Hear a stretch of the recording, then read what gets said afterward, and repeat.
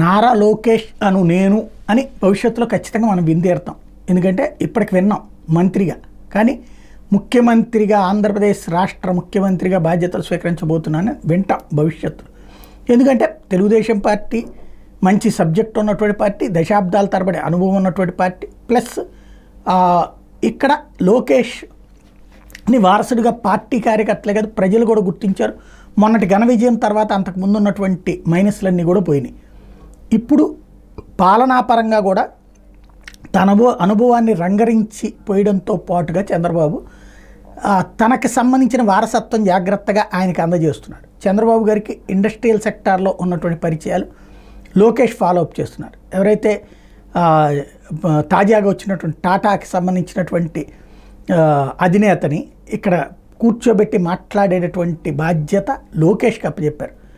తిరిగి అంటే ఎంత ఒద్దికగా, ఎంత గౌరవంగా, ఎంత బాధ్యతగా అంటే చంద్రబాబు గారి దగ్గరికి తీసుకొచ్చి మళ్ళీ తిరిగి విమానం ఎక్కేదాకా వెంటున్నారు.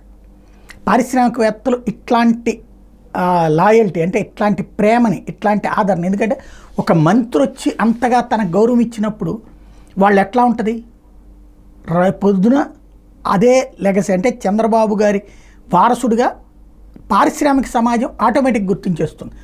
నిన్న ఇంకోటి విడిగా ఆయనతో భేటీ అవ్వడం, టాటా గ్రూప్ చైర్మన్ చంద్రశేఖరంతో నారా లోకేష్ భేటీ అయ్యారు. చంద్రబాబుని కలిసేందుకు సచివాలయం వచ్చిన చంద్రశేఖరంతో లోకేష్ ప్రత్యేకంగా సమావేశమై రాష్ట్రంలో పెట్టుబడులకు ఉన్న అవకాశాలు, ప్రోత్సాహకాలను వివరించారు. ప్రధానంగా IT, electronics, food processing, automobile, renewable energy, telecommunications, chemical manufacturing, ఆహార ఉత్పత్తుల రంగాల్లో అభివృద్ధి సాధించడానికి అన్ని వనరులు ఉన్నాయని పెట్టుబడులు పెట్టాలని కోరారు. రాష్ట్రం రాబోయే 5 ఏళ్లలో యువతకు 20 లక్షల ఉద్యోగాలు కల్పించాలని తమ ప్రభుత్వ లక్ష్యమని, దీన్ని సహకరించే అన్ని రకాల పరిశ్రమలకి తాము మెరుగైన ప్రోత్సాహకాలు ఇస్తామని చెప్పి ఈ సందర్భంగా చెప్పుకొచ్చారు. లోకేష్ ప్రతిపాదన చంద్రశేఖర్ స్పందిస్తూ ఏపీలో పెట్టుబడులకు తాము సుముఖంగానే ఉన్నామని, పూర్తి స్థాయి ప్రతిపాదనతో మారు కలుస్తామని చెప్పారు. సీఎంతో సమావేశం తర్వాత గన్నవరం విమానాశ్రయం దాకా కూడా వెళ్ళి మరి చంద్రశేఖర్కి మంత్రి లోకేష్ వీడ్కోలు పలకడం అన్నది ఇక్కడ ఆయన ఎంత బాధ్యతగా ఉన్నారనేది కనబడుతుంది.